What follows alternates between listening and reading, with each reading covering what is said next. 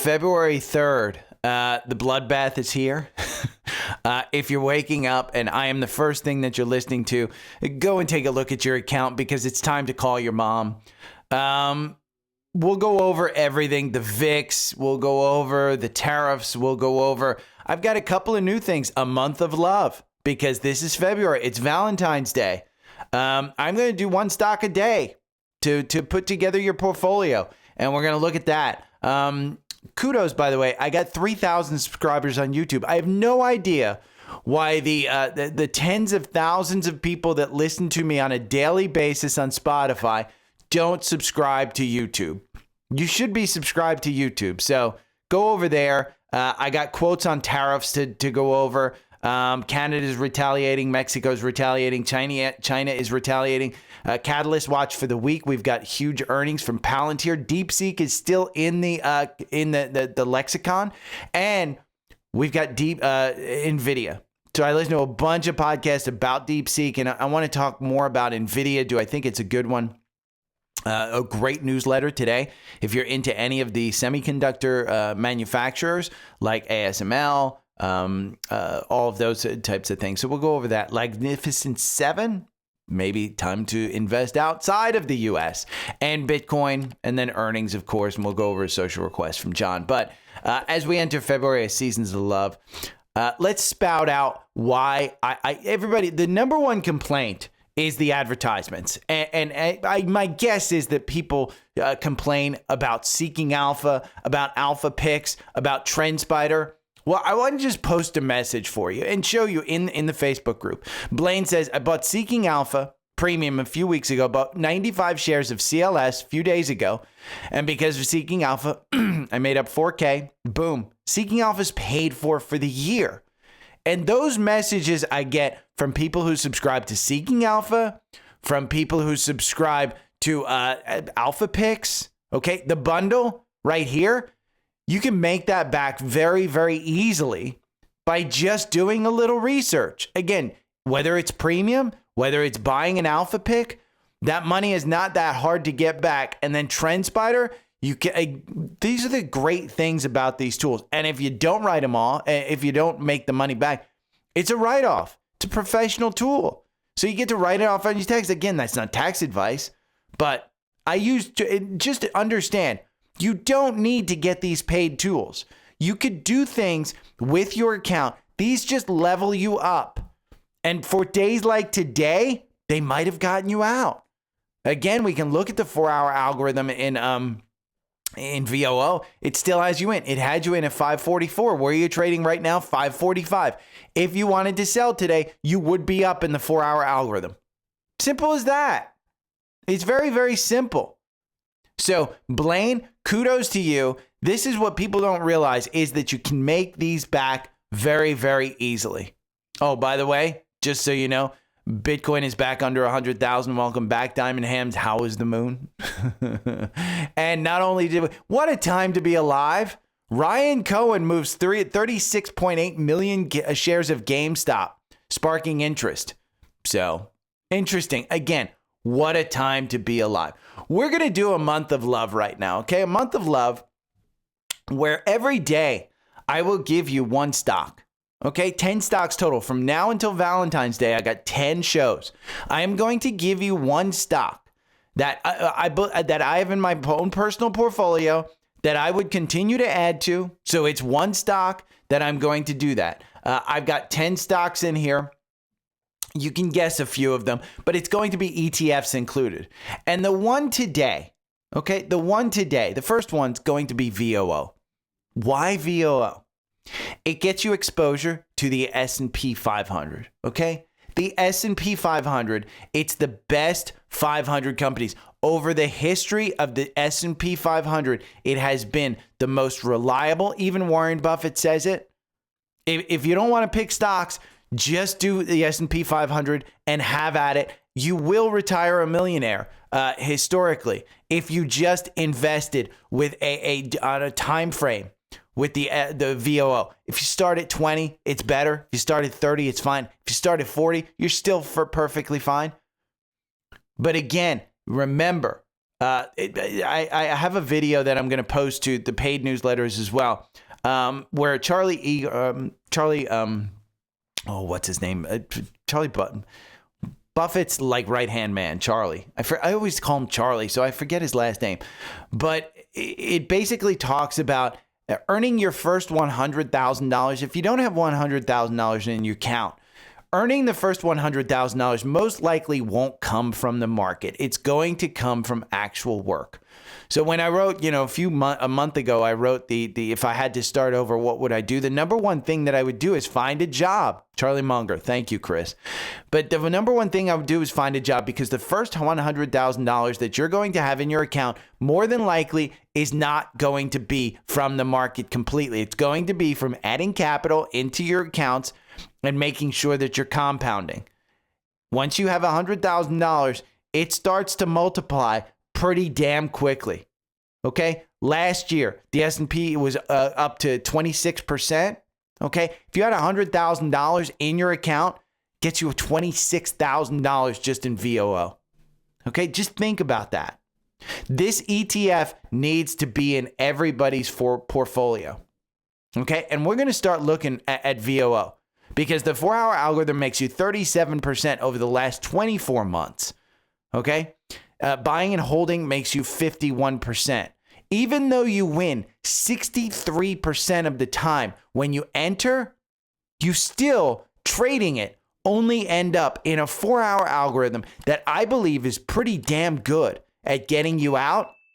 It's not perfect, but it makes you 37% over 19 positions over 24 months. The reason you get the 4-hour algorithm in something like VOO is just to find entries. And again, you had an entry here, January 15th at 544. You got all the way up to 561, an all-time high. You pulled back. You could have sold it up there if you wanted to. You could have tried to time it. Now, what are we looking at today?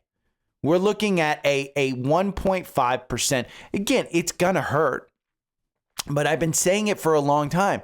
You're at an all-time high. The catalyst is the tariffs, but it's not the reason we're going down. The reason is because of fear in the market. And the more likely reason is we're at all-time highs.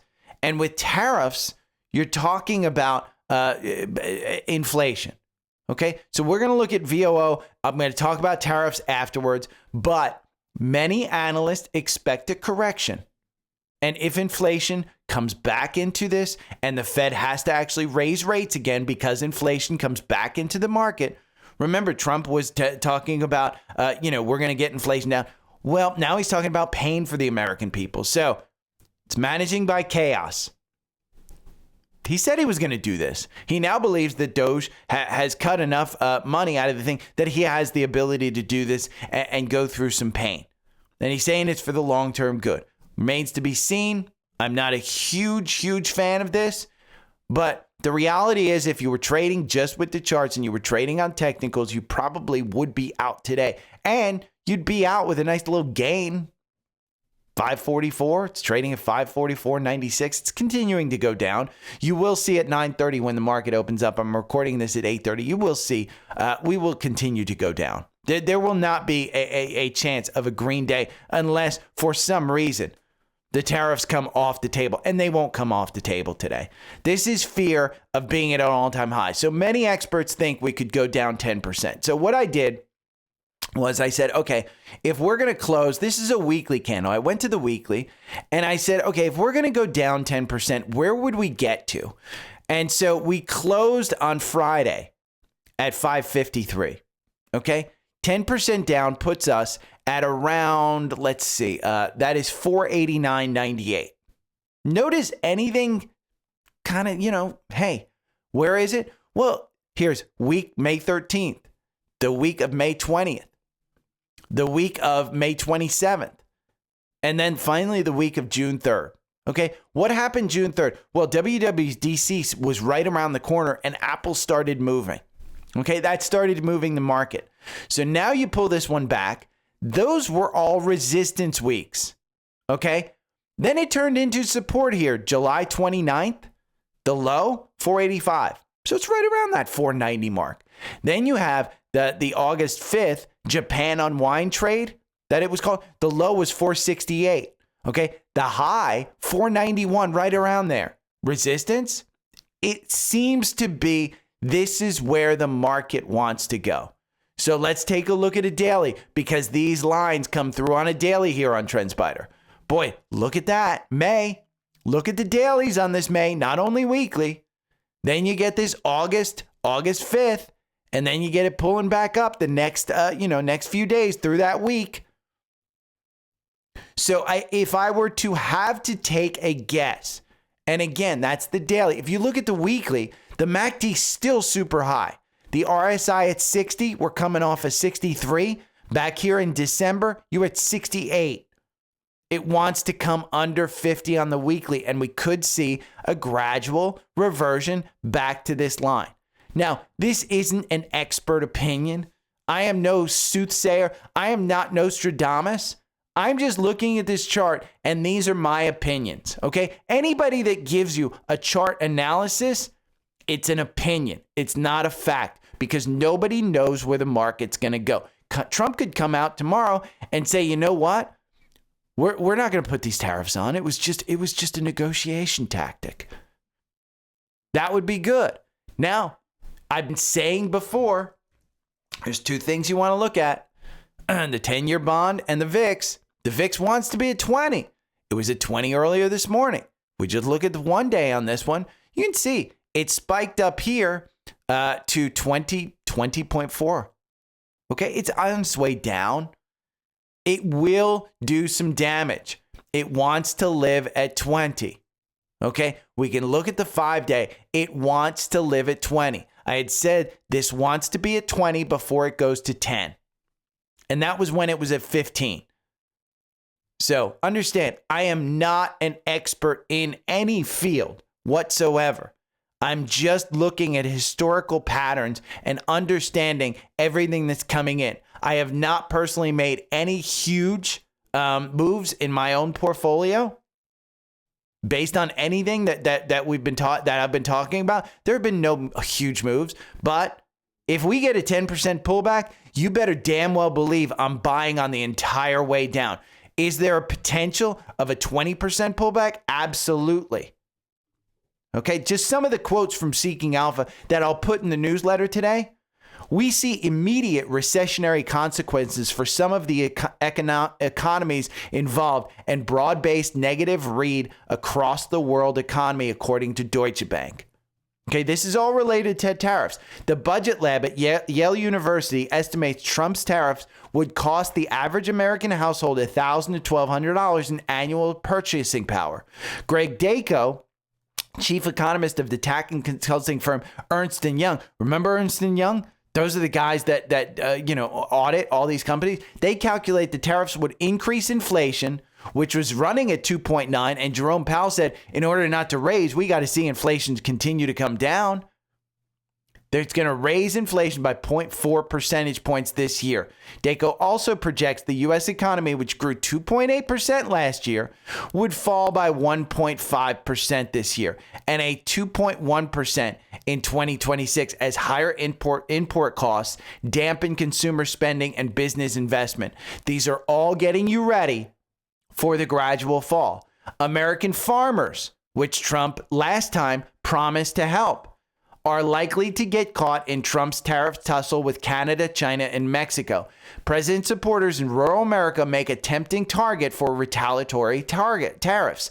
That is what happened in Trump's first term when other countries, notably China, slapped back against the president's tariffs with levies of their own on things like soybean and pork. In response, Trump spent billions of dollars in taxpayer money to compensate farmers for lost sales and lower prices. Many farmers are now counting on the president to come through and protect them from reprisals. The Trump administration provided a safety net, said former tobacco grower Lee Wicker, deputy director of North Carolina Growers Association, a collection of 700 farmers that lawfully brings in foreign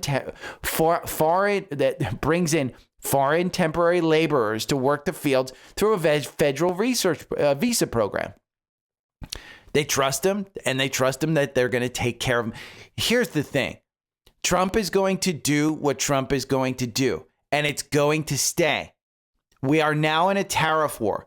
The last time this happened, the market didn't dip 10%. It dipped 20%, but it fully recovered. Okay? The difference between that time and this time, the Fed was near 0% rate increases. Okay? 0% for a federal rate. That was a low rate environment where growth could buffer the economy. What are we at now? We're at an economy where inflation could tick back up, where the Fed could rise. Again, last week I said, hey, the Fed's out of the consideration. With the tariffs now, you are now putting back in, don't fight the Fed. If Jerome Powell sees inflation coming back in, he could raise rates. That would take the market down another 10% in March. So understand what you're dealing with tariffs. Trump imposed 25% tariffs on Mexican import goods, 10% on Chinese goods. And these are all going to, and Justin Trudeau retaliated, and the Mexicans are going to retaliate, and the Chinese are going to retaliate. It's going to raise prices all over the world. All over the world. Again, Canada announced tariffs on the U.S. Mexico eyes it. China responds. It's going to increase prices. So I say it again. I don't know that this is a negotiation tactic, but he's stubborn and he's going to do this, and it might take the market down. But realize where we are in the market. We were at all-time highs. The market doesn't go up forever. You take these opportunities and you buy them. Now, if you're afraid, if you're scared, what's the one thing that goes up when the economy goes into? It's gold. Okay, it's not Bitcoin. Bitcoin right now is way, way down. It's gold. You can trade these through ETFs. Find an ETF that does gold if you're worried about this lingering on. Okay, I'm not buying gold. I haven't been a big gold fan, to be honest with you. Silver is up. Precious metals. So now, this is interesting. This was a weekly wrap-up of financials. I don't know if Seeking Alpha is doing this for every sector, but this particular thing was great. XLF finished the week up 1.2%. I did pick XLF as a big winner for 2025. I like it. So you can read this article. It just goes over all the financials from last week. I liked it. My favorite article from Seeking Alpha, it's the Catalyst Watch. Tariff drama, OPEC Plus, Alphabet, Amazon earnings. Remember, we got the Lennar spinoff. Everything that's going to happen. Tuesday, notable companies reporting. You can go to Earnings Hub and see it. Earnings Hub has it. Google, AMD, Chipotle, Snap, Enphase. Then you got Qualcomm, ARM. On Thursday, you got Amazon. We got a lot of earnings. Okay, later today, later in this episode, I'll go over Palantir and what's expected. You got NXPI. You got PayPal tomorrow morning. Spotify. You got Pfizer. You got Pepsi, which could come back. You know, hey, GLP-1s aren't being sold. So people are getting fat again. And they're getting fat on chips and drinks. Super Bowl's coming up. Marathon Petroleum. An interesting one. You know, with oil spiking with these tariffs, guess what? Oil companies are going up. MPLX alone, MPLX was up, let's see, it's down right now. But it was up like 2% earlier. So maybe something happened. I don't know. Earnings week ahead, Palantir, Amazon, Google, AMD, Lilly, Pepsi, Pfizer, Ford, Merck, PayPal, and more. This article gets you ready for everything. Goes over Palantir. It goes over Alphabet. Goes over Ford, goes over Amazon, what they're expecting, what you can expect to see, all of that stuff if you want to play earnings. I really like these articles, okay? This is why you have the bundle of Premium and Alpha Picks. Premium gets you all these articles. It also gets you the quant. It also gets you the ability to import your portfolio. It also gets you top stocks. It gets you so much, the virtual analyst reports. And if you just want premium, you can get $30 off your membership. The bundle saves you $159 because it gets you Alpha Picks, which is a data-driven portfolio. You get one. We're going to get one today at midday. I'm going to have to buy a bunch of stock today.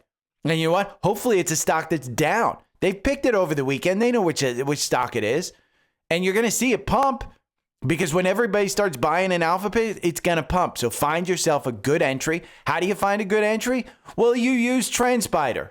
Okay, you use my 4-hour algorithm. When I get that pick, what am I going to do? I'm going to go to the 4-hour algorithm and I'm going to look. Ooh, where are the charts at? Do I have an entry? Just like when I look at VOO and I say, oh my God, where should I enter? And right now, I'm not buying VOO. The reason? Because it already has you in. And just knowing the calculation of the algorithm, it's going to get you out. I don't expect us to suddenly move up in the afternoon unless Jerome Powell comes out and says, you know what? We got to cut rates right now. That ain't going to happen. And again, look at the weekly, you look at the daily, and then you look at the 4-hour, and it looks like that one has some support right there. So you move back to May, and it does look like you have some support. I would be looking at 520 at a time to enter. Why? Look at this. July, the high, the previous high, to double top. Provided support here in October, provided support here in November. Okay, the 200-day is a good move as well if you want to start adding there at 539. Where are we trading right now? 544. You're not too far off. So that's why you have Trendspider, to be able to look at these charts the way I do. So again, anything that you want to buy, it is here on Linktree, linktr.ee/dailystockpick. If you're on a video platform, which is Spotify or YouTube, you can see it right down there. linktr.ee/dailystockpick. The first one's Trendspider. You can get my discount on that. Second one is the bundle. Okay? The third one is just Seeking Alpha Premium. Okay, that gets you just your research tools. But then the fourth one, if you don't even want to research and you just want alpha picks, which is an amazing portfolio that provides amazing returns against the S&P. That's what you get. So again, let's talk about Deepseek, because Deepseek was the main topic of conversation last week, and it will be continuing to be a main topic of conversation. In this article, Altman said the startup needs to figure out a different open source strategy during a Reddit Ask Me Anything session. Deepseek released its lower cost model, and open source OpenAI is responding. Not everyone at OpenAI shares this view of rethinking their open source strategy. And it's not our current highest priority, said Altman. OpenAI, which originally started as an open source company with the mission of benefiting all humanity, has recently shifted to a closed source development approach. So remember, Sam Altman has taken this company, which was open source, and moved it to closed source. So they're trying to figure out their strategy now that Deepseek is completely open. OpenAI Chief Product Officer Kevin Whale added that the company was considering open sourcing its older models, but it hadn't finalized any decisions yet. Altman called Deepseek's model a very good model, stating that OpenAI will produce better models. However, it expects to maintain less of a lead than we did in previous years. That's key. That's key. Because the Chinese have caught up. Okay? Open source has caught up. Llama has caught up. And he's saying, hey, we may not have the ability to have, he's running a marathon. And as of, December, they were 10 miles ahead. As of last year, they were 10 miles ahead. Quickly, Llama has caught up. Quickly, Deepseek has caught up. I listened to a podcast this weekend, and I want to just go over two things that I heard that concern me about Deepseek and NVIDIA in particular. And NVIDIA is getting hit hard right now, okay? Because some of this news and the fact that Jensen met with Trump, and there's a couple of things, okay? The first thing that I learned is that CUDA, the software that NVIDIA requires to run their chips, was not used in Deepseek. They found a way around it. They created their own software, okay? So they used the NVIDIA chips without using the CUDA software. That's like basically buying an iPhone, or an Android phone, like a Samsung phone, and being able to put the Apple operating system on there. So that scares me because the not only could you just buy the chips, but you don't have the reoccurring revenue of the software. And so when I was thinking NVIDIA, I'm thinking, okay, they've got a software subscription that will push them out for years. That worries me. Okay. And again, this is just coming from an amateur investor who likes NVIDIA, but is a little bit worried. The second thing that I'm worried about is Singapore is responsible for 25% of NVIDIA's annual revenue. 25%. You want to know why Singapore is responsible for 25% of NVIDIA's revenue? It's worrisome. Well, you may say, Singapore, maybe they have a ton of data centers. They don't. They're not using a tremendous amount of electricity. These chips use a tremendous amount of electricity. The assumption is this is how China is getting those chips. They create a shell company in Singapore, import it, then export it to China. Okay? Those are two things that I learned this weekend that worry me about NVIDIA. Am I selling my stake? No. Am I going to wait for earnings that come up in later in February? Yes. That 140 price, if we get close to that, I'm looking at trimming my stake. And the reason is because I do think that the AI is no longer, NVIDIA, if in my mind, had a play for 2024 and 2025. You're a $3 trillion company. You can't go to a $6 trillion company.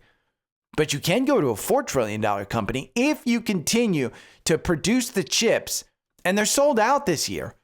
So I don't think that you're coming back, but it's all priced into the stock. So if they come out and they say, you know what, we have a slowdown in orders, anything of that sort, and they will have to say it because they will have to project revenues. If they do anything, the market's going to be spooked. And those two things that I just went over means I'm less bullish, not for 2025, but for 2026. My average price, just be aware, my average purchase price is in the 30s. I am fine holding on. If your average purchase price is in the 130s, I would be a little bit concerned. Now, with all of that said, okay? With all of that said, notable analyst calls this week in NVIDIA. We can look at it. The research firm believes NVIDIA will slice into AMD's market. They took AMD down. That was one of the calls last week. And NVIDIA upgraded after Deepseek routes wipe off millions. So NVIDIA by Tigris Financial from a buy to a strong buy.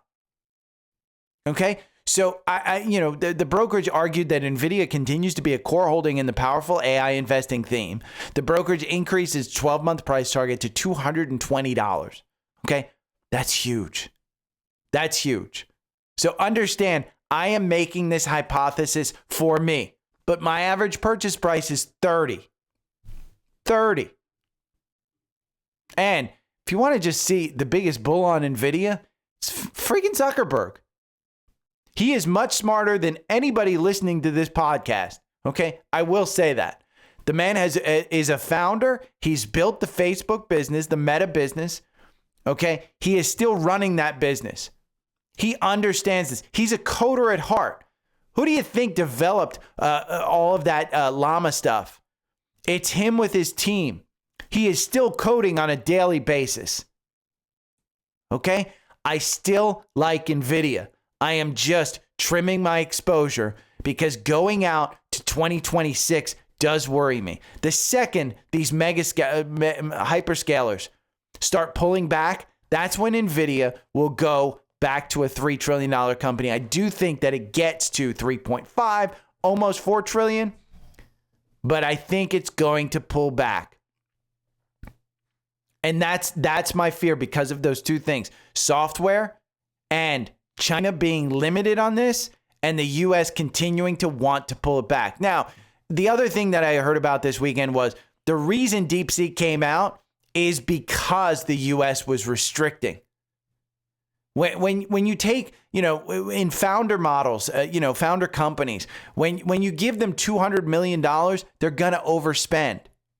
If you give them $2 million, They will find a way. And so that's why Deepseek came out. Now, if you're thinking that I was just talking about AMD, a good rule of thumb, just do some research. AMD, it's a good way to find if you're catching a knife or timing the bottom, the 821 EMAs. Okay? Add this EMA crossover color custom indicator to your toolbox. Look at that. Whether you're catching a falling knife, when the 8 and the 21 crossover, this gets you out. It looks like a pretty damn good indicator to tell you, hey, are you catching a falling knife or are you timing the bottom of a run? So far, it's worked out really well in that chart. Okay? Say you want to get into, the Taiwan Semi's not your gig, but you want to buy the equipment that Taiwan Semi buys to actually fund the fabs, the fabrication plants of all these chips. Well, ASML, Applied Material, KLA, and Lam Research, what's the differences? Quality Stocks went over it. Great newsletter. So not only should you subscribe to mine, Quality Stocks is actually a really good newsletter. I need to start recommending them. I need to write to them and say, I'm going to start recommending you guys. Again, Seeking Alpha, they're kind of, this particular author is promoting the Magnificent 7. It's expected to peak. So maybe you want to, get out there. They're not all created equal. 4 of the 7 stocks are down from a month ago. And that's even before today. NVIDIA down almost 8.5%. Apple down almost 5%. Microsoft down 1.6%. Tesla down 1%. Meta's up 17%. Amazon up 7%. Alphabet up 6%. Not all of the Mag 7 are created equal. So what do you do when you read something like this? My suggestion, find a country you like. Find an analyst that, go and do your research. And then, like this person, he noted that investors are all in on U.S. exceptionalism and missing secular bulls in cheap, unloved Japan and Europe stocks. So he pulls up this over-the-counter DJXSF, which is a Europe 600 banks ETF. You can find an ETF for Japan. Go and use Perplexity. Stanley Druckenmiller, he said it when he heard the Argentinian president speak at Davos last year. He didn't waste time. He used the George Soros method of just, hey, I'm going to buy it and then go do some research because I like this guy. And he went and used Perplexity. Go and use the tools that you have. Perplexity is an AI tool. Google and go to YouTube and figure out how to use it. It is a fantastic, fantastic tool. But again, that's how I use Seeking Alpha Premium. That's how I use all of the tools that are available. And they're not all, Perplexity isn't paid. You can use it for free. Now, Bitcoin is under $100,000. Bitcoin is a risky asset. Ethereum is down 16%. Okay? Bitcoin is under 100,000.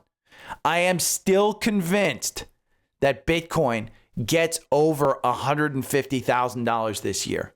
Okay? If you get Trendspider through my link, you get this Bitcoin and crypto list. We can look at it. The 4-hour algorithm makes you 50% over the last 5 months. Again, 50%. Buying and holding makes you 62%. The algorithm, okay, in Bitcoin had you out here January 31st at 102,000. Okay, remember this trades 24/7. Had you out. We're seeing clear resistance at that 110 level. Okay, we can look at a daily on this. Daily, still looking good. You're down below the 50-day, you're 9 and 21. Short term, it's going to hurt. Where are you coming to? You could come down to this 80,000. Because if you look at Bitcoin and look at the prices paid, and we just pull it to where it pulled over 100,000, let's pull it there. Okay? Let's pull it back here because we want to see buy and hold, folks. We're going to pull it back here to March 3rd, 2024, where it was trading at about 60,000. Boy, you've got a big gap here between 73,000 and you didn't have time in this area. See where that's the only area during a daily where it does, you don't have it. Your high value area, 87. Am I waiting for this to get back to 87? No. I'm going to start buying under 100,000. The reason? I think it has 150,000 in it this year. I am getting killed on my double leveraged ETF, CONL, and MSTX today. I am down thousands and thousands of dollars on those. I have to figure out if I'm going to keep them. I was trading them on the 4-hour algorithm. I trusted it, held it over the weekend, bit me in the ass. But how am I playing this long-term one? I am sitting here and I'm going to buy more IBIT. Okay, IBIT is the ETF that I want to buy. It's down 6%. What if this one pulled back 20%? Because again, if the market's going to pull back 10%, I believe Bitcoin will be much more volatile and may pull back 20%. It comes back to its 200-day on the 4-hour. Okay, is that crazy? We don't have a ton of moving averages here on the weekly because IBIT only came out a year ago.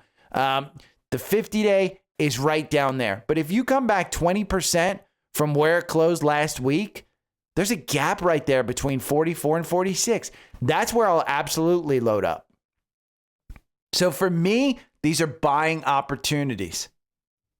Now let's talk about earnings because Palantir has, let me close this Bitcoin one. Palantir, their earnings tonight. Okay. Tonight, stockholders will be looking to see the growth and nobody is bringing the earnings down. I mean, you can read this article. It is a hold in the quant. The only thing against it is the valuation, but that is significantly stretched. Okay. They've done well on earnings before. You've seen it pop 10, 15, 20%. I'm not in this one. So simply because of the valuation scares the crap out of me. Even the forward peg. Remember, the peg is price to earnings and growth.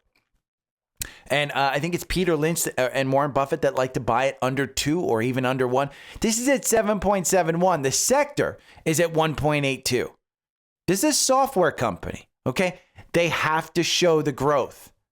And so the growth needs to continue up. You have 24% revenue growth year over year. This is a company that's growing levered free cash flow at 73%. The profitability, unbelievable. We can read the analyst right here. It was written on 129.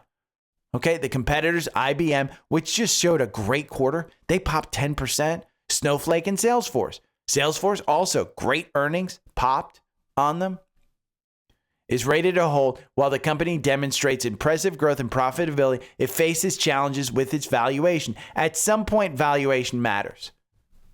Now we can go over here and we can say, okay, well, what does Wall Street think that it's worth? Their average price target, $53. $53.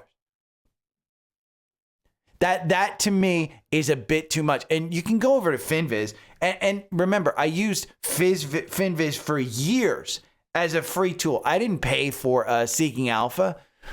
So it's not like you have to pay for Seeking Alpha. You can go down here and look. Webbush, they upped their price target on January 23rd to $90. Cantor Fitzgerald in January said it's worth $72. And still, the target price is $50.69. Okay? Now, Jim Cramer today at 8:06, he says it's going to $100. No matter what. Again, market forces, the market will pay what the market will pay. It's down 2.57%. We tried to use the Fibonacci's on this one. I'm not sure if I was actually successful in that one. But let me just pull a lot of this out. Let me see. Remove all 3-point Fibonacci's. We're going to remove all Fibonacci's there.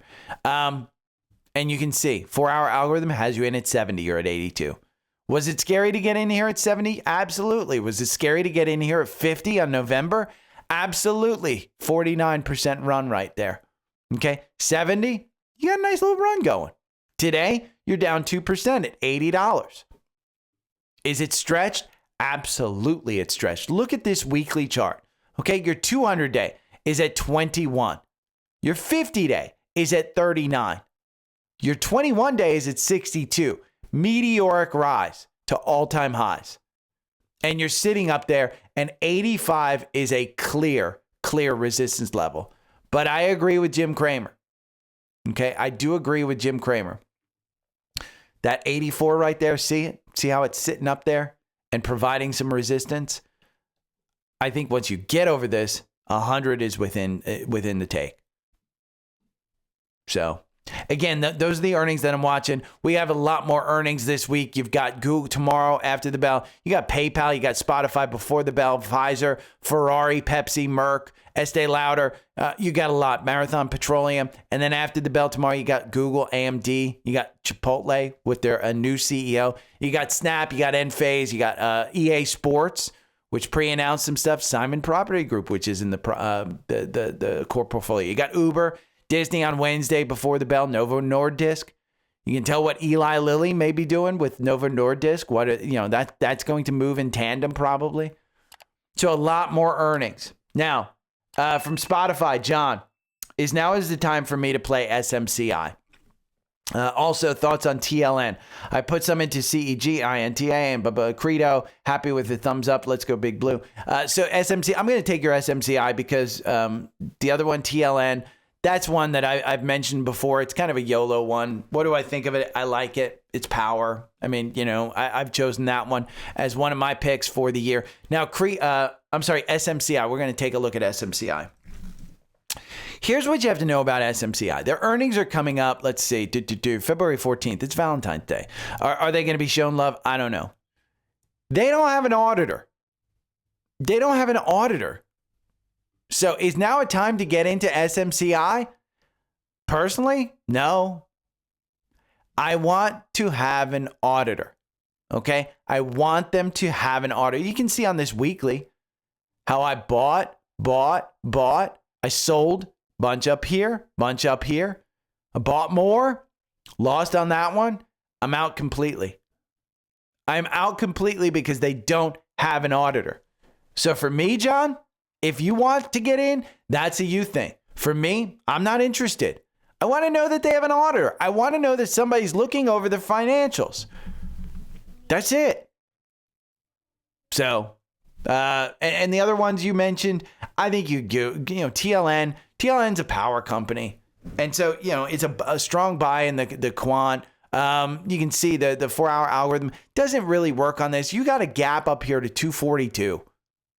I mean, today in pre-market, let's see, it's down at 212. It's an opportunity to get in. 195 is your 200-day. What happened the last time it dipped under the 200-day? Shot up. So MACD resetting. On a weekly, still stretched. We don't have any moving averages on a weekly, so your guess is as good as mine. But if you go over here and you look at Talon Energy and Seeking Alpha, and we look at this, it's a strong buy from Wall Street. There are 10 analysts that cover this. They think it's worth 267. The only thing that's bad about it is the valuation. They are not currently making money. Okay, their PE, their forward PE, they're expected to make money. It's a utility. Scans in the 4-hour algorithm. This is what I typically think that most people should tune into my newsletter for, but Tesla, 415. It's trading at 389. Is the algorithm perfect? No. Is this one stretched? Look at the weekly. Would I be buying this on the 4-hour algorithm? I would take a look at the entirety of this. Okay, we've got tariffs. You've got a weekly where the MACD is about to cross down. Where's the support on this one? For me, support is probably around that 372 level, and it's at 389. Am I adding back into this? I have this through XLY. That's the way I invest in it. Now, Celestica, which is another big moving stock, 127.06. Where are you trading? 116. This one popped on Friday morning to 133. It has 133 in the stock. Is it incredibly expensive? I don't know. I mean, this is part AI. Strong buy in the quant.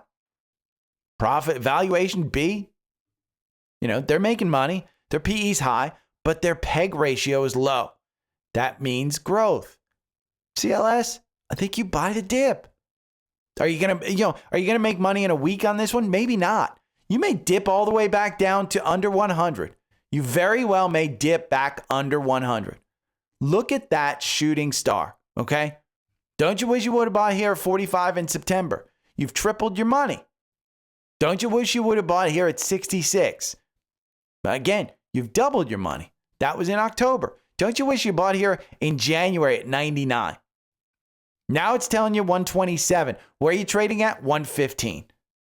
So again, all of the scans will come out. We got a ton of them, including leveraged ETFs, both sides, long and short, so you can try and play this bounce down.